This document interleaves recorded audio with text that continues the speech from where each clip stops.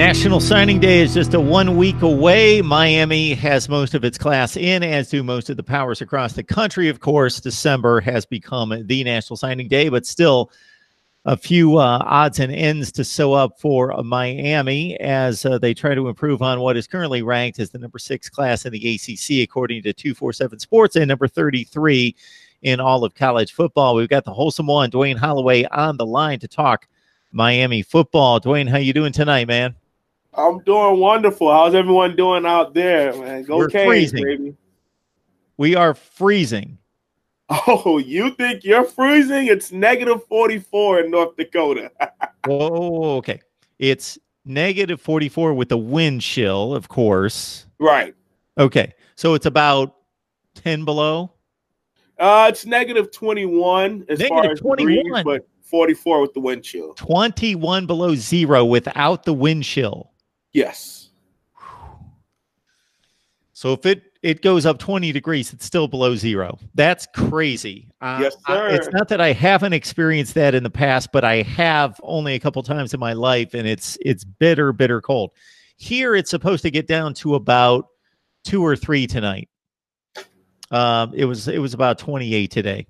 So we're not experiencing quite what you are, but it's going to be mighty cold here in the next couple days here, close to zero.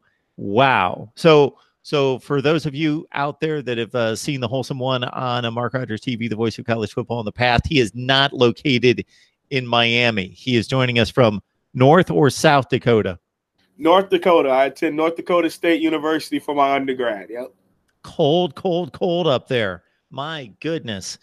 All right. Well, hopefully some football talk will warm you up just a bit. Definitely. I'm in for it. So let's do that.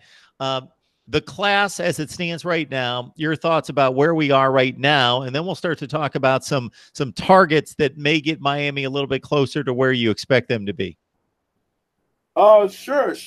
With the class we have right now, it's unimpressive. And Manny Diaz has done with the whole, transfer portal and we've kind of got a lot of buzz with that. But unlike a lot of people, I have a different opinion when it comes to the transfer portal. Bringing in all these guys, yeah, they might be big-time playmakers. They might be guys who make a lot of plays at other institutions. But you start to mix a little bit too many other cultures into the University of Miami program, and some guys who may not have been the best leaders or the best there's a reason why they're in the transfer portal is number one, in my opinion. Number two, some of the guys that we've been thinking about bringing in have been kicked off of their teams for disciplinary reasons. So hopefully things like that don't trickle down to us, and winning tends to cure all. A lot of people understand that. But if you were to add all the transfers that we already have in, this recruiting class would skyrocket from where we are, 48th, 38, somewhere around there. We'll jump maybe to top 15, top 10. We're bringing in those guys. But you build national championship programs with freshmen, incoming freshmen. The transfers haven't always been the way.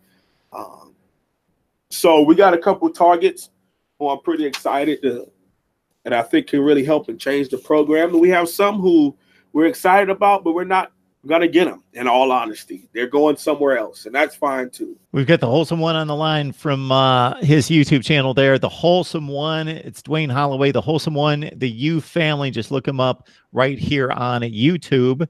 And the wholesome one joins us on a regular basis here at Mark Rogers TV, the voice of college football, to supplement our Miami coverage. And so you mentioned some of these targets that are being named out there by the Miami fan base, and some of them are real and some of them not so real. So you just gave us a teaser there, Dwayne, in regards to talking about the guys that might be getting the fan base excited, but it's a false sense of hope versus the guys that you think they're going to get. Most definitely. Mark Anthony Richards, Ahmad Richards' brother, he's a gainer. At the end of the day, it even had their head coach flew in on a helicopter today. I mean, I know that's becoming more of a Nick Saban thing, but a couple of those SEC money guys can do it too. And he surprised them on the field today. So he's 9 times out of 10 going to go there. wish him the best of luck. Wish we could have brought in that guy, but losing our running backs coach, who was his main recruiter, that kind of messed up the relationship we had with him.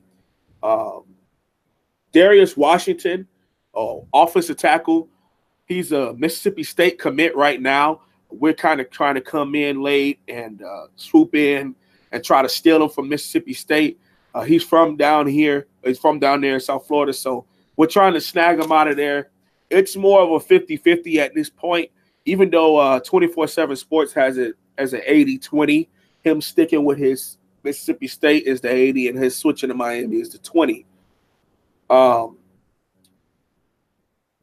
We also have Chris Bogle. This big name guy, big high 4-star, 5-star guy, depending on which market you use, but he's definitely a guy who is a big-time playmaker. He can play the edge rush. He can also stop the run, but he's one of those program-changing guys. He's currently committed to Alabama at this point. He also picked Alabama at the Under Armour All-American game, but his heart is in Miami. He also tweeted that he's going to stick with his heart. He tweeted that about 2 days ago. But a lot of people also think he's an SEC lean, whether it be Alabama, Florida, or Tennessee. It's really his top three, and then Miami is hanging out at the 4.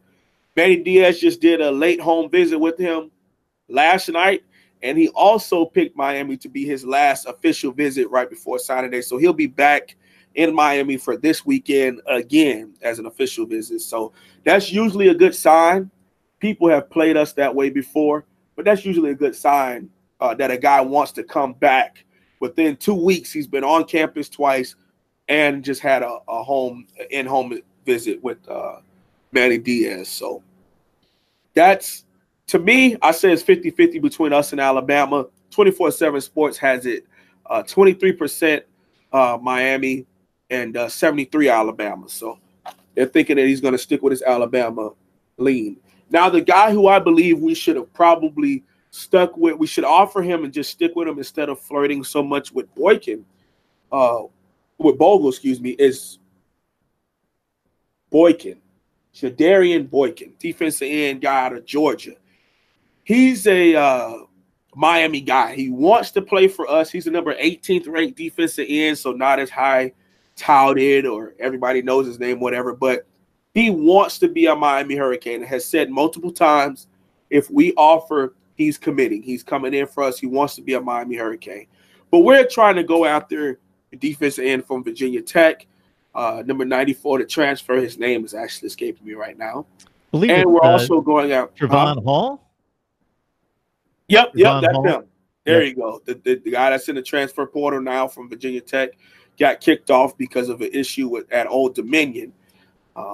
With Virginia Tech losing to Old Dominion, he kind of was going off to one of the players, and the coach overheard him and told the head coach that they don't want that type of guy there. So that was his story about getting kicked out of Virginia Tech.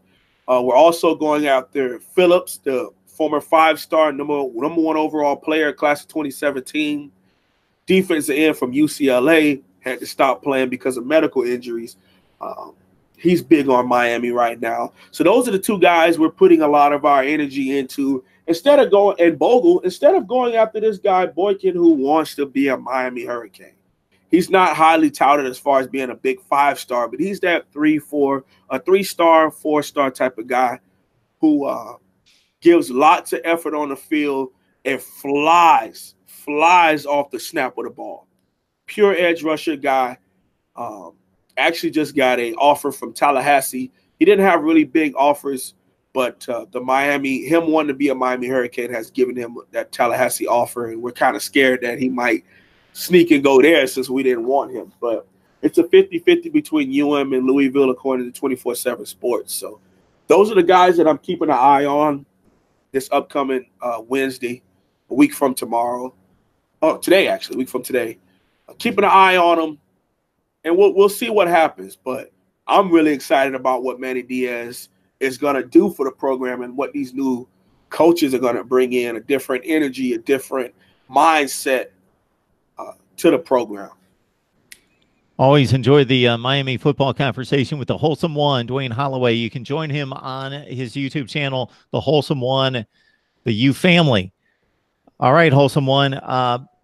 Since the last time we talked, Manny Diaz obviously was hurriedly throwing together a coaching staff. Some of those guys came into the fold rather quickly. Some other ones, it took some interviews and some scouring across the country to fill those spots, especially on the offensive coaching staff. So your thoughts about what he's put together? I was a big Major Applewhite guy. I thought that huge spread kind of air raid mixture thing going that he was doing would be great for the program. But when that name fell off, I said, all right, they'll probably bring in somebody better. Then for Justin Fuente came up, former head coach from UNC. So I was extremely excited. He's a mean guy, extremely aggressive guy. And when he had the players, he torched us, 2014, 2015, and in 2016, he beat us when he had the players. So I was excited about that. But Manny Diaz did an amazing home run hit with former quarterbacks coach and now our offensive coordinator from the University of Alabama, Dan Enos. He has taken this, what a hire. I mean, a guy that genuinely was able to help change Jalen Hurts and also help build Tua Tagovailoa is now the guy that's going to help our quarterbacks, which is a mixture of a lot of talent, but not enough guys that's really picking apart defenses and making big plays. So he's going to be able to incorporate that in. So I'm really big on the Dan Enos hire. He's not the biggest recruiter, and I understand that. You don't always need to have – every position coach doesn't need to be the biggest recruiter. But success and wins brings in players at the end of the day. And Dan Enos, wherever he has been at Arkansas or at the University of Alabama, has had success. And he could bring in that championship pedigree and mindset that he was able to be under the Nick Saban tree. So I'm excited about that hire. All right, good stuff from the Wholesome One, Dwayne Holloway. Again, his YouTube channel is the Wholesome One, the U family. And of course, here at Mark Rogers TV, the voice of college football, we talk Miami football on a regular basis, along with the rest of the elite programs across the country. So you got to smash the like button, give us some comments, your feedback, your suggestions, your recommendations for what you want from the channel, and your feedback, of course, to the conversations right here, as well as you got to subscribe if you love college football. Wholesome One, we appreciate you stopping by, man. Most definitely, man. Thank you all, and have a great day.